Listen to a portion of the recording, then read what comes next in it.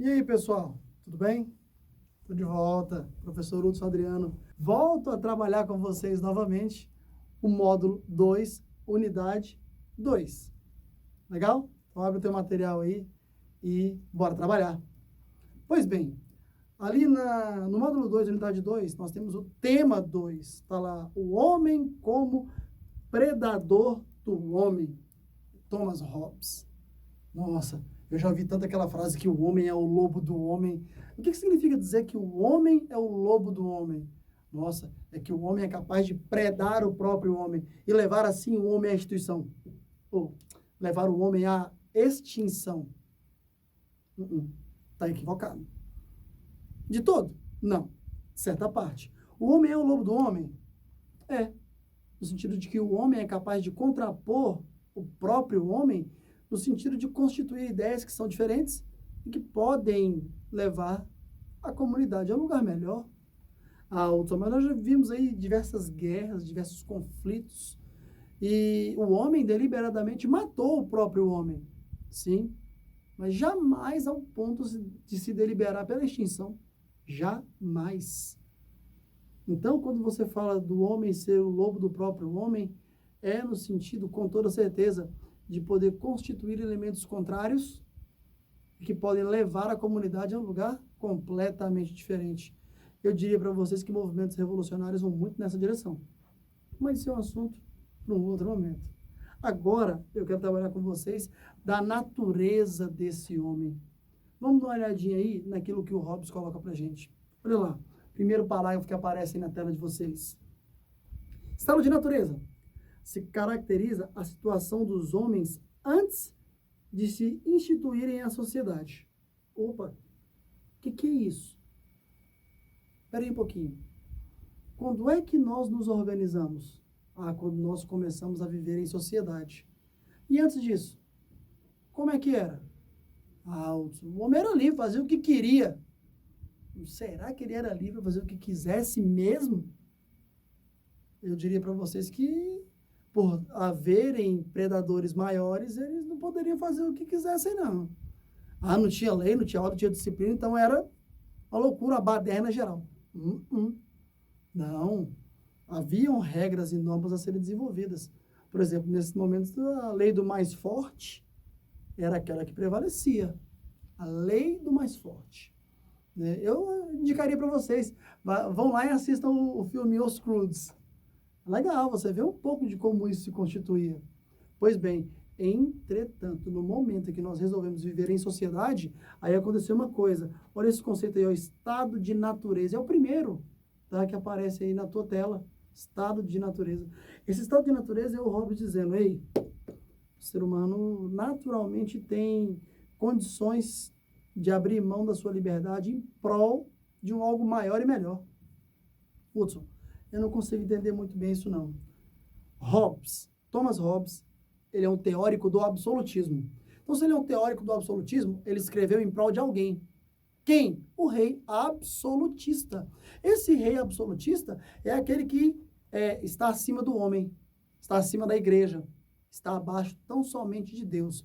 Por isso, o Hobbes vai trabalhar no sentido de que, nessa condição de naturalidade, o ser humano jamais, talvez, houvesse se desenvolvido se não optasse por abrir mão da sua liberdade. Se o homem abrir mão da sua liberdade individual em torno de um algo maior, ele pode chegar a um algo melhor. Dá uma olhadinha aí, ó. Deve-se ter atenção para o fato de que esse tempo pressupõe, tá, a necessidade de um Estado. Opa, então, aquilo que eu vivi lá atrás era desorganizado. Se eu quiser um algo organizado, então eu tenho que ter um Estado. E esse Estado era o Estado absolutista. Vamos lá. Quais são os 4 primeiros Estados absolutistas da história? Portugal, Portugal 1139, França 1171, Inglaterra 1191 e Espanha 1290. Esses são os 4 primeiros estados nacionais da história da humanidade. Aqueles que têm comunidade própria, que têm língua própria, têm fronteira, têm um governo legalmente estabelecido. Tanto que o primeiro país da história é Portugal, gente. É tanto que eles se lançam ao mar e vão desenvolver ali nas grandes navegações o colonialismo. Pois bem, Hobbes escreve para esse rei que agora vai ser o quê? Absoluto.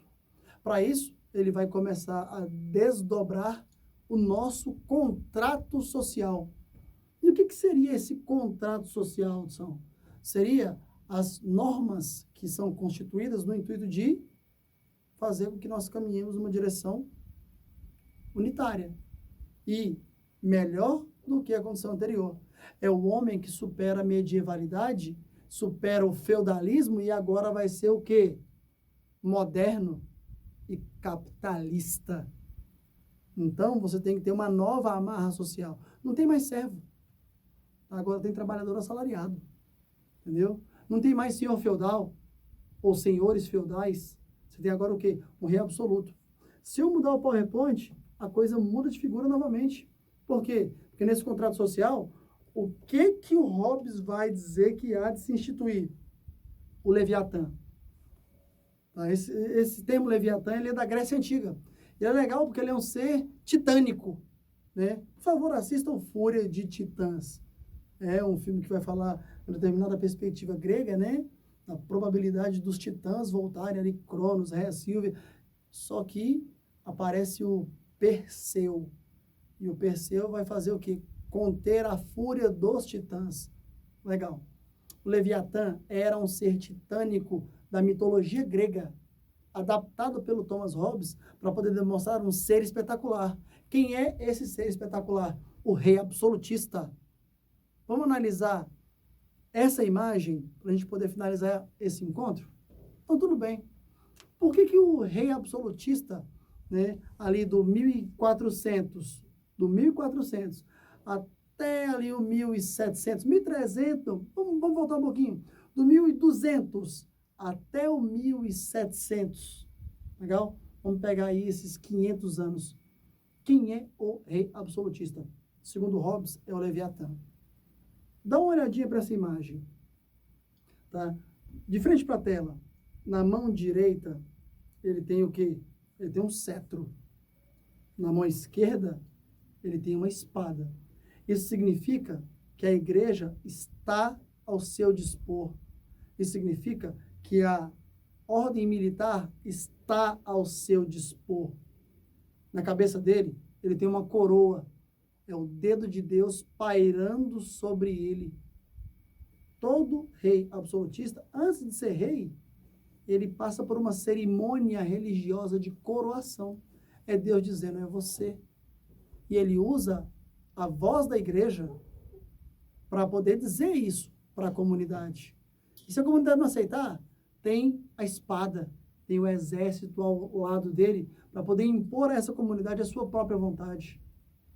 Então, se a igreja e o exército estão a serviço do rei, ele é absoluto. Ele está acima da lei.